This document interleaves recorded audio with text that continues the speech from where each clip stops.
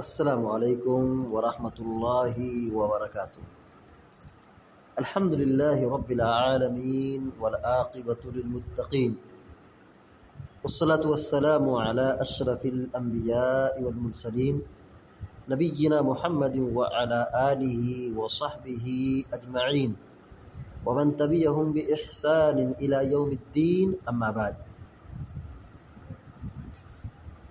فعن عطیۃ رضی اللہ تعالی عنہا قالت كنا لا نعد القدرة والصفرة بعد الطهر شيئا، رواہ البخاری وابو داود واللفظ له۔ بلوغ المرام من ادلۃ الاحکام کی حدیث نمبر 121 ابھی آپ کے سامنے پڑھی گئی ہے۔ ام عطیہ رضی اللہ تعالی عنہا حدیث کے راویہ ہیں۔ ام عطیہ رضی اللہ تعالی عنہا کا نام نصیبہ تھا۔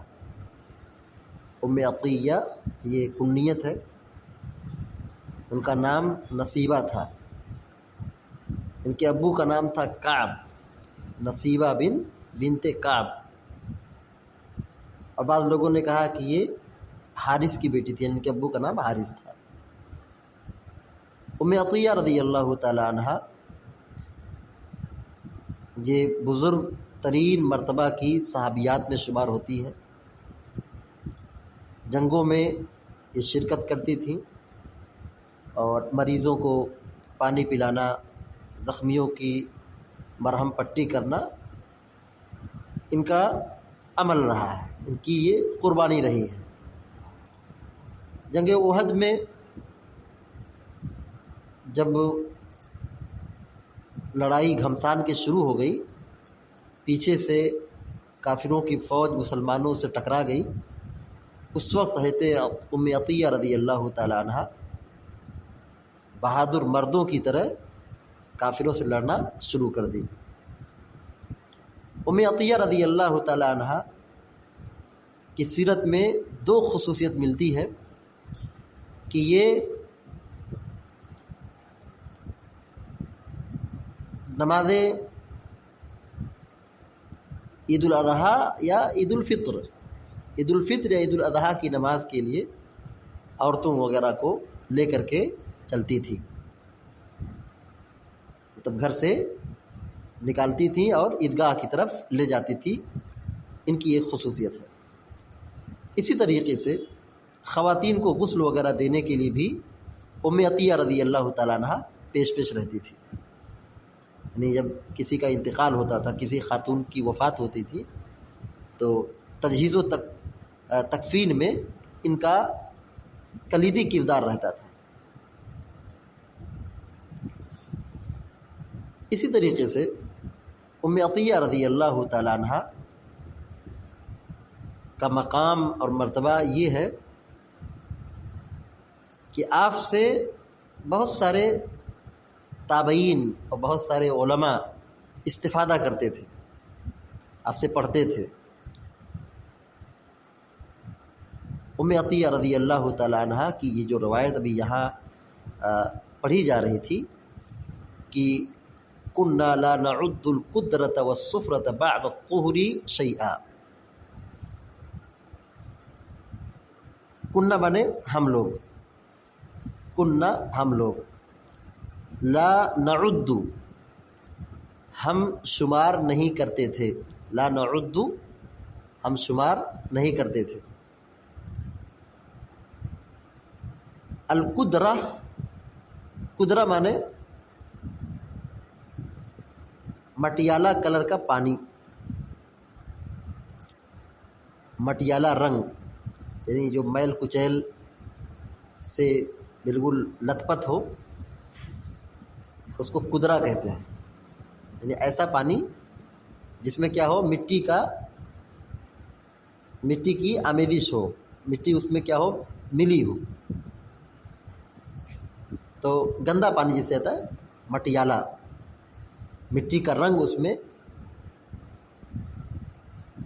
ظاہر ہو گیا ہے، داخل ہو گیا ہے، تو قدرہ کہتے ہیں میل کچیل سے متاثر پانی، مٹیالہ رنگ کا پانی، والصفرہ، صفرہ مانے زرد رنگ کا پانی، مرادی معنی بتایا جا رہا ہے، والصفرہ زرد رنگ کا پانی، بعد الطہری، بعد مانے بعد، طہر مانے طہر، یعنی عورت کو جب MC آتی ہے، MC کے بعد یعنی حیض کا خون جب بند ہو جاتا ہے تو حیض کا خون جب تک آتا ہے اس کو ناپاکی کے ایام کہا جاتا ہے، اس کو کیا کہا جاتا ہے؟ حیض کے ایام، ناپاکی کے ایام۔ جب وہ اس کا خون بند ہو گیا تب کہتے ہیں طہر، مطلب اب یہاں سے پاکی کے ایام شروع ہو گئے، تو یہی طہر کہا گیا۔ بعد الطہری، طہر کے بعد یعنی پاکی کے بعد، یعنی غسل کے بعد۔ شیئن، کچھ بھی، بعد الطہری اے بعد غسل حیض، حیض کے غسل کے بعد۔ تو طہر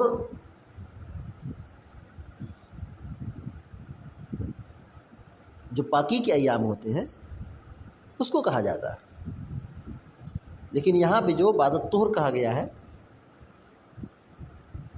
حیض کے خون کے بعد، غسل کرنے کے بعد، ناپاکی کے غسل کے بعد۔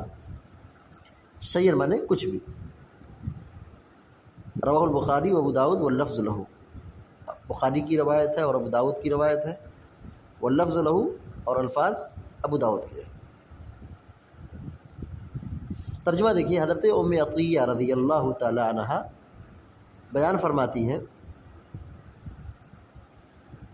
کننا لا نعد، ہم شمار نہیں کرتے تھے، کننا لا نعد، ہم شمار نہیں کرتے تھے، شیئن کچھ بھی، کننا لا نعد شیئا، ترجمہ اس طرح ہوگا، کننا لا نعد شیئا، ہم کچھ بھی شمار نہیں کرتے تھے، مطلب اس کو کچھ گنتے ہی نہیں تھے، اس کی کوئی حیثیت ہی نہیں تھی۔ القدرۃ والسفرۃ، قدرہ اور سفرہ کو، یعنی ہم قدرہ اور سفرہ کو کچھ گنتے ہی نہیں تھے۔ سفرہ کیا تھا؟ مٹیالہ قسم کا پانی، اور سفرہ اور زرد قسم کا پانی، یعنی جو حیض کے خون کے بعد، حیض کے خون کے بعد بھی بعض عورتوں کو اس طرح کا پانی آتا ہے، یعنی بعض خواتین کو حیض کے خون کے بند ہونے کے بعد یہ سفرہ اور قدرہ کی شکایت رہتی ہے کہ ان کو یہ پانی آتا ہے، مٹیالہ قسم کا پانی، زرد قسم کا پانی، مطلب شرمگاہ کے راستے سے یہ پانی نکلتا ہے۔ اسی کو ام عطیہ رضی اللہ تعالیٰ عنہ کہتی ہیں، کننا لا نعد القدرۃ والسفرۃ بعد الطہر شیئا، حیض کے غسل کے بعد ہم سفرہ اور قدرہ کو کچھ گنتے ہی نہیں تھے، کچھ شمار ہی نہیں کرتے تھے، یعنی یہ پانی اگر نکلے تو اس سے پاکی میں کوئی رکاوٹ نہیں ہے، یعنی یہ ناپاکی کا پانی نہیں ہے۔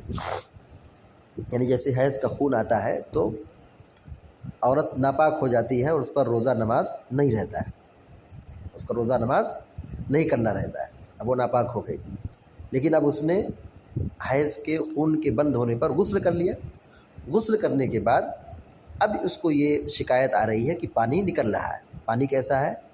زرد قسم کا ہے اور مٹیالہ قسم کا ہے۔ تو ام عطیہ رضی اللہ تعالیٰ عنہ کہتی ہیں کہ ہم اس کو نہیں شمار کرتے تھے، یعنی عہد نبوت میں نبی صلی اللہ علیہ وسلم کے زمانے میں ایسا ہوتا تھا، صحابیات اس کو کچھ شمار نہیں کرتی تھی۔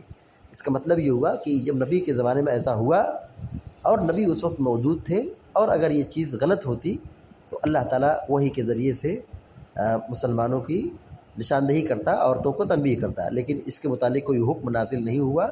اس کا مطلب یہ ہے کہ حیض کے خون کے بعد اور غسل کے بعد اس طرح کا اگر معاملہ ہو تو عورت پر کوئی مسئلہ نہیں ہے، یعنی یہ پاکی کے ایام شمار ہو گئے۔ دیکھیے عورتوں کا جو مسئلہ ہے وہ یہ کہ بعض عورتوں کو پہلے بھی آتا ہے، بعض عورتوں کو بعد میں بھی آتا ہے۔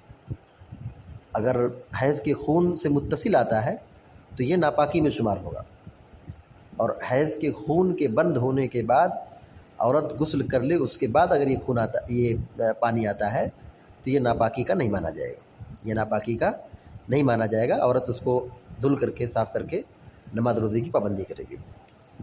عورتوں کے متعلق جو بات ہے یہ حیض کے متعلق، وہ یہ کہ عورتوں کو جو خون آتا ہے، خون کے اختتام پر سفید گاڑھا پانی نکلتا ہے، سفید گاڑھا پانی نکلتا ہے، تو یہ پہچان ہوتی ہے کہ اب یہ حیض کا خون بند ہو چکا ہے۔ عورتوں کا یہ مسئلہ ہے وہ زیادہ بہتر طریقے سے جانتی ہیں، تو وہ جو سفید گاڑھا پانی آتا ہے، سفید گاڑھا پانی نکلنے کے بعد یہ ڈکلیئر ہو گیا، مطلب یہ کمپلیٹ ہو گیا کہ حیض بند ہو چکا ہے۔ اب یہاں سے عورت کو فوراً غسل کرنا چاہیے اور روزہ نماز کی پابندی شروع کر دینا چاہیے۔